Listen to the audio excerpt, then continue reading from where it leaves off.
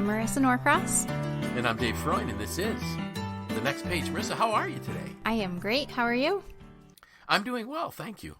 Now you're going to say, wait, he's not terrific? No, I just couldn't use terrific again. Are you? So I'm doing well. You're enjoying your favorite time of year, I hope? I am. Just before you and I started talking, I was listening to Christmas music while doing some writing and replying to some emails. I am truly enjoying the most wonderful time of the year. Good. Yeah. I love the evening, like when it starts to get dark and all of a sudden I see the lights. We have some different lights that come on around our house, some inside and some outside.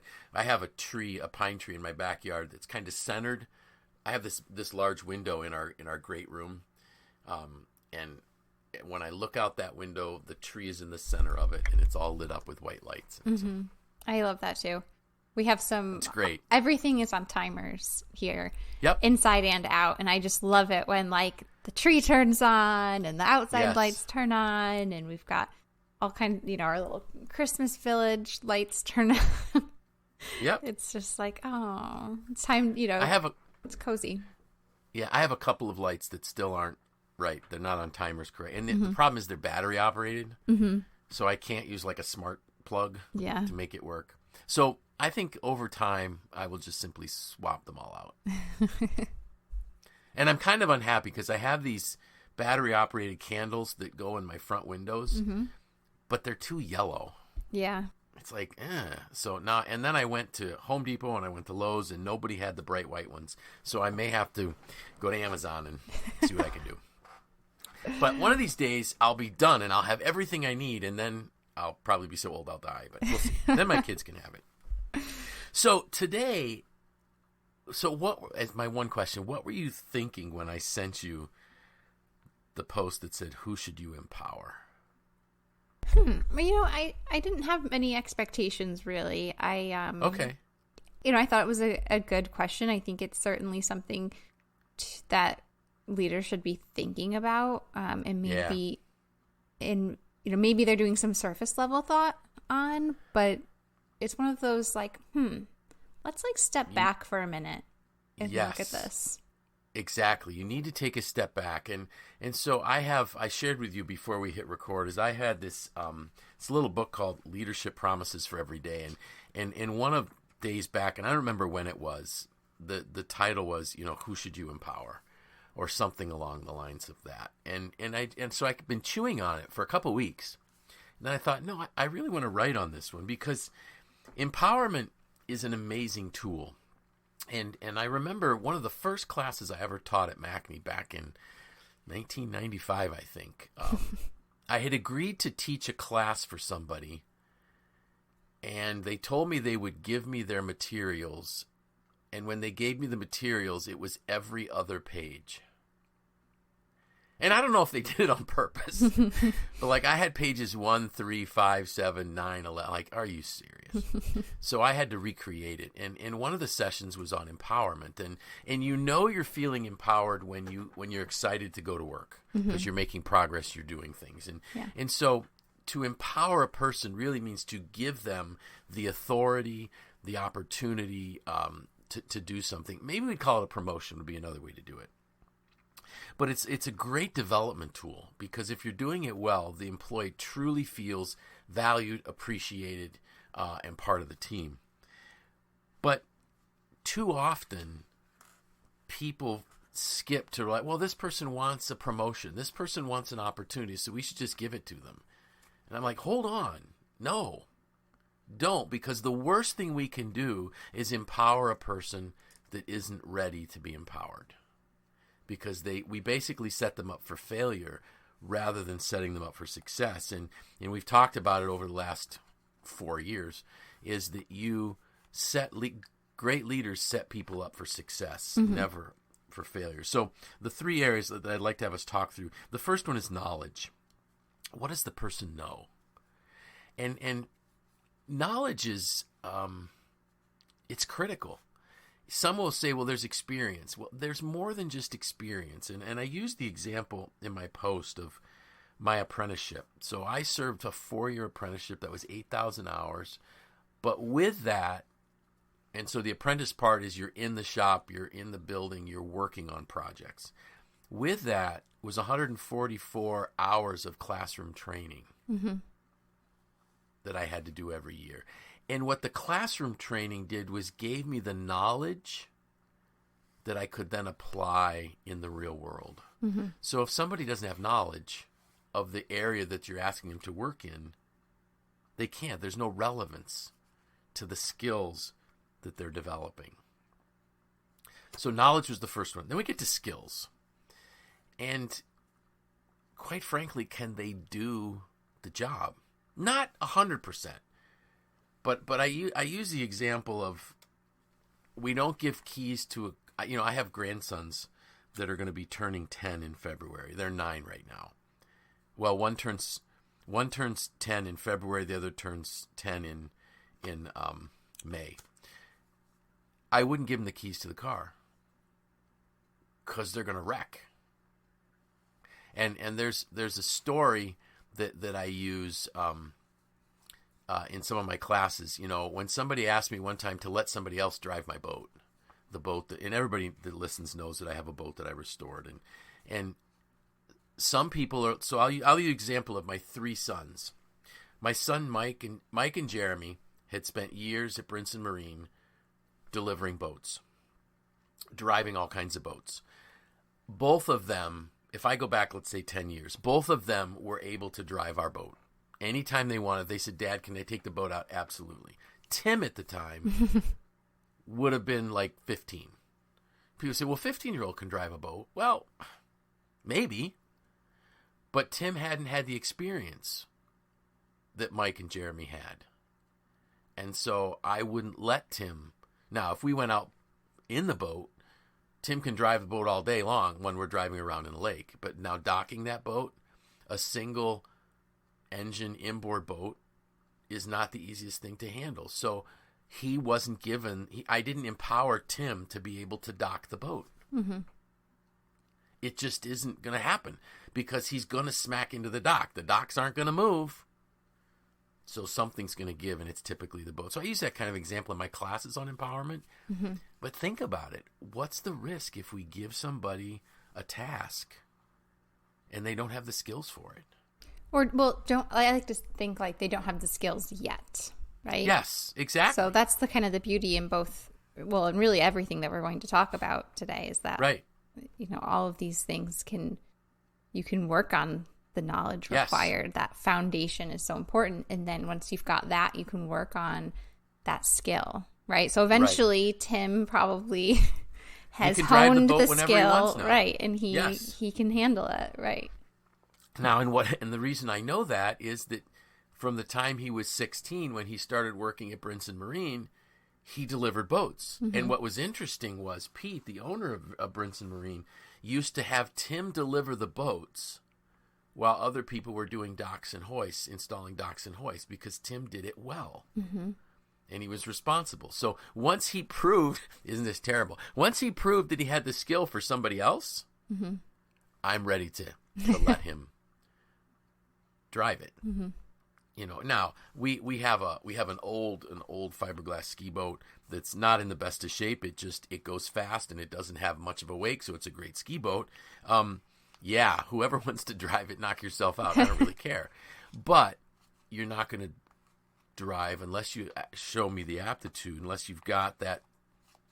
Unless I've given you a driver's test, so to speak, or I've observed you being able to drive, you're not going to drive the wooden boat that my dad and I restored 20 years ago. So just think, before we give someone an opportunity, before we empower them, think about those things. Do they have the skill set needed to be fully empowered? Now, maybe we partially empower them. And when we get into mentoring, one of the things that I say in my mentoring classes is, let them fly with you for a while. Let them come alongside you and work with you for a while. I remember once, letting someone dock my boat that had never driven it before. And I stood right behind them with my hands ready to grab the throttle or the steering wheel in the case that something happened. Because, hey, and I've banged into things. It happens. It's not, it's my dad, literally the first year after we restored the boat, and it wasn't even his fault. A throttle linkage came apart, and he hit a dock. And I don't think he ever drove the boat after that. I'm like, Dad, everybody hits a dock. But he had the aptitude, and he had worked on boats his whole life and owned boats his whole life. But maybe it's just because he didn't want to have to say to me, Dave, I banged the boat again. Can you please fix it? I don't know. But he was also probably approaching 70 and didn't think he could always have one of us drive it after that. Mm-hmm. So I know I beat this dead horse pretty long, but please make sure that people have the skills to do the job before we give them the keys, so to speak. The third one is desire. And this is a hard one. And you and I have had a little bit of a lively discussion about this, and we're going to talk through it, which is fine, and thankfully you did some serious editing on my post. Desire is hard to measure. Mm-hmm. It's one of those things, like, just because somebody says they want the promotion or they want the empowerment doesn't mean they're willing to do the work. And I'm one of those people. I've had people say to me, hey, give me the promotion, give me the raise, and I'll show you that I can do it. Mm-hmm. And I've said to them, show me you can do it, and I'll give you the promotion, the empowerment, and the raise. Mm-hmm. I worked for a year before. So when I became president of SelfLock, the year before I became president, I said to Don Dew, the chairman of the board, I wouldn't accept the job right off the bat. He could name me vice president of operations for 1 year while he mentored me. And I did the job as the president for a year before I ever saw the rate increase for the job. Mm-hmm. And in my opinion, that was absolutely proper. And the interesting thing was, it was a year to a day when he said, okay, we're done. You're good. I'm retiring now from being president. And then I said to him, Don, how much money am I going to make? Do I get a raise? Like, he goes, well, of course. Didn't I tell you? I thought I told you. But anyways, the point was, he made me prove that I had the commitment and the desire to do it before he gave me the opportunity, before he changed the title and gave me the raise. So how can we tell if a person has desire? What are your thoughts? So, like you mentioned, I think it's different for every organization in every industry to find that kind of measurement tool for desire. I think, like you said, sometimes we jump to the conclusion that we know what people want. But it really comes down to, for me, I think, is dedication and commitment. And again, those look different depending on your organization. Yep. And I think the broadest way to describe it for me, it was to think that, are the person's actions in line with the organization's mission, vision, and values, or a given project's mission, vision, or values. Sure. And, we shared, like, you and I kind of went back and forth on this, like, what could this look like for different organizations, right? And I think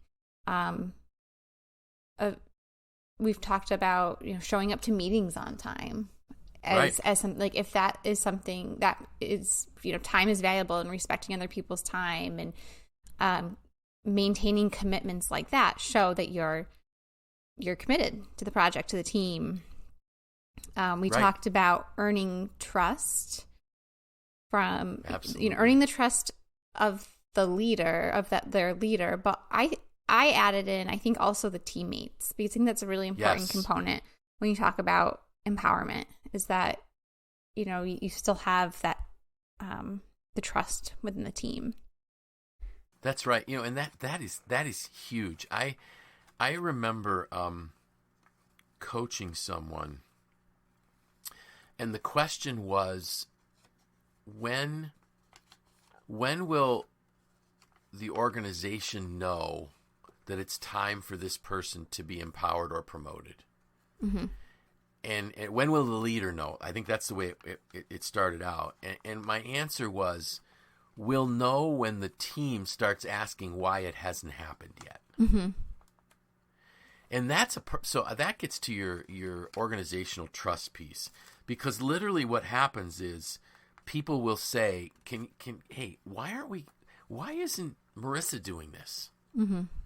You know, we've watched her grow. We've watched her take on responsibilities without being asked. We've watched her, do things that aren't part of her job to make us better. We see this commitment that, she's putting in the hours that are needed to do the job, mm-hmm. not the bare minimum to keep a job. Yeah. I mean, I think there's a lot of indicators, right? Like that's an indicator Yes. that you just need to keep an eye out for. You might see it, and then, someone else on your team might see it and mention it. I think there's a lot of those like nuanced situations where you might think like, okay, like they're, maybe something that was once, maybe someone was treating their role as like a job, but then you notice a shift where they're treating it like a career.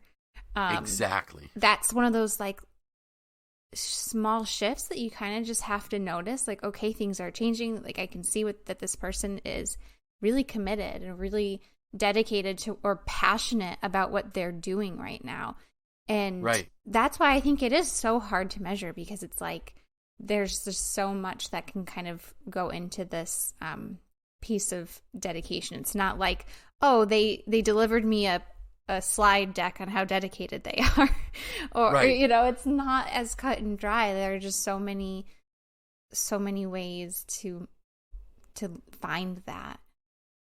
Do you think it's fair to say, Marisa, that when it's there, you know it? I do. I really do. Okay. I think that it's I one do of those too. things that you just kind of can sense, and I'm glad you mentioned that, like the idea of other people, when other people start noticing or start saying things. I think that really says something too. Yep. I'm thinking of a young man that when I was at Self-Lock, he came in as a temp. Mm-hmm. And somebody actually, one of our employees said, hey, I know this young guy, he's a really great guy. Is there a job we could find for him or something? I said, well, have him apply as a temp. And he came in, and everything we gave him to do, he did with his whole heart. Mm-hmm. So he went from probably deburring parts to, I think we might have made him our shipping and receiving clerk at the time. I was building an addition on my house at the time, and I knew that this young man had worked as a roofer. And I said to him, hey, do you want to earn some money on the side? He goes, what are you talking about? I said, I need to have a roof put on my addition. And quite frankly, I do not enjoy climbing up on, I don't like heights. Mm-hmm. And he goes, I'd be happy to help you out, Dan. I said, no, I'm paying you to do this. And I paid him an hourly rate, I think I paid him even more than he was such a good worker that let's just say I made it worth his while and then some to do it. Because he did a great job. He was the first apprentice at Self-Lock. Mm-hmm. And if I'm not mistaken, I'm not there anymore, but from what I'm hearing, my guess is he's going to be the plant manager. Wow. Because and it was one of those things where people would say, why isn't he doing this? Why aren't you giving this opportunity to him? When I offered him the opportunity as an apprentice, he didn't question. He goes, yes, absolutely. What do I do? How do I do it? Conversely, I had another young man that had great aptitude that really needed an opportunity to advance his career because he was a single dad with one or two kids. And I knew that he was like struggling to make ends meet. And this would have been a way for him to literally guarantee rate increases every 6 months. Because that's the way an apprenticeship works. Every 1,000 hours, you get a raise. And he says, nah, I'm just not committed to doing the school stuff. Mm-hmm. Okay. If you asked him, he would have said the desire was there, but it wasn't there to make the commitment piece. Now, the other young man, had a wife and 2 kids. I mean, it was going to be a commitment for him too. And it wasn't that the school stuff was always in the evenings. A lot of it was during the day nowadays. So when I did, it was all evening. So it wasn't like he was going to miss a lot of home time. He just didn't want to commit to that. Mm-hmm. And that's what we're looking for in this desire piece. Just, is there this commitment? Is it there?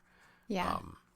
And I think, like I mentioned, I want to come back to what I mentioned when we were talking about knowledge and skill, and that those things can be nourished and expanded and grown. Yes. You can grow your knowledge, you can grow your skill.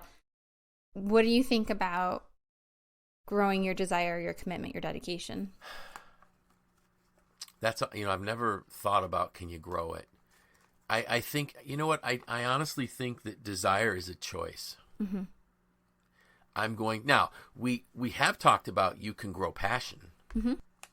You can grow passion and interest. But desire, I think, is based on commitment. And am I committed to doing this? Mm-hmm. So I think it's a choice. I choose to get up at a certain time every day because there's things that I value that I want to make sure I get done. Mm-hmm. Someone would say, well, you have tremendous desire. Well, you know what? There's a lot of mornings when there is no desire whatsoever, but there's a commitment piece. Mm-hmm. I find this to be something valuable, so I'm getting up to do it. Mm-hmm. Commitment in relationships. We don't always feel as committed as we should be, but we do it because we've made a commitment. Mm-hmm. And so I think desire is actually more commitment than a feeling. How's that? Right. Yeah. And I think that it is something that can grow and change and evolve. Yes. And I think about phases of life, seasons of life, and how yes, your desire, commitment, dedication, all of those things can ebb and flow based on, where you are in Sure. your life. And I think it can be influenced by other things, right? Like you think about what might be motivating that desire, that commitment.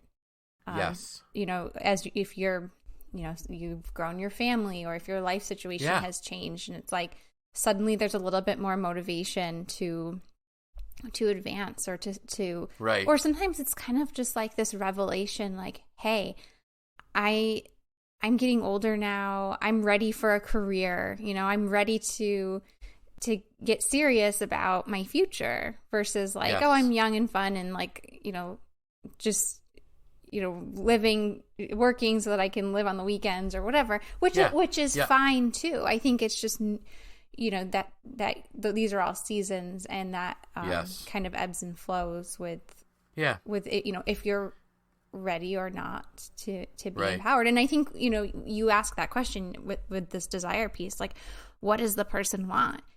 And I think there's no problem with some people saying, like, right now in my life, like, I just, want to be good at what I'm doing currently. I'm not ready to take on more. That's great.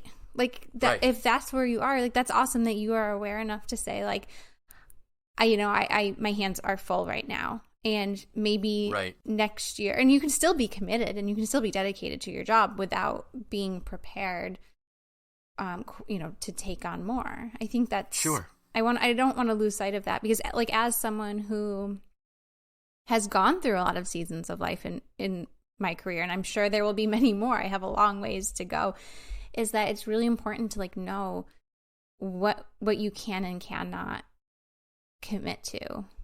Or be ready for at a given time in your life, right? Like if I was 8 months pregnant, would I be like, yeah, like I want more work right now? Like, no, I'd probably say like, let me come back to this when I get back from my maternity leave, when I'm able to, think about where I can go, what I can do with the skills that I have. Yeah. And I think too, as we grow older and as we mature, sometimes what we value changes completely. Mm-hmm. Where it was, I valued enjoyment. I valued I remember as a toolmaker's apprentice, man, I did not want to work Saturdays in the wintertime because I loved skiing. Mm-hmm. But guess what? I didn't always have the choice, and I ended up having to work more than I would have liked on weekends. Now, all of a sudden, when I had a family, ooh, right, I'll work whatever overtime you're going to give me because I need the income to support my family. As you know, there was a time when I thought my desire was just to run companies and build businesses, and then that shifted to do what I'm doing now. And I think it gets into this point about we need to be working with the person before we then empower them to determine what their desire is at that time. Yeah, and wherever their desire is fine, but we just need to make sure that they think it through and they understand everything that's required of the new opportunity they're getting. So I want to circle back to the worst thing we can do is empower a person who's not ready, because it's going to end up in a train wreck. And that could discourage them going forward. So I think I, for one, did not think long and hard enough in the past about these choices of empowerment. I just said, well, here's a person I think can do it, so let's let him do it. Oh, time out. Take a step back, really look at the situation. As we look into a new year turning around in just a few weeks, who on our team is ready to be empowered? And are we willing to give up some of the things we do to help another person with their growth as we empower them to do, and we've talked about it on the podcast. You've heard, you and I've talked about it in meetings. If somebody can do something 80% as well as you can, let them, because you need to work on the stuff that only you can do. So that's the other part of empowerment. Did I miss anything? I mean, I think I've covered a lot, and I think I went on a couple tangents, but it's good. I think it's a lot to consider. It is. So, any exciting things coming up in this next few days? Because I know you got your bucket list, and the most wonderful time of the year is moving quickly. Yeah, I'm not totally sure off the top of my head what we have coming up next, but the list just turned over from fall to winter, so awesome. I'm sure we'll be checking things off. I'm sure you've got your list, you've checked it, and now you're going to work it. So that's awesome. Terrific. So with that, I'm Dave Freund. I'm Marissa Norcross. And this was The Next Page.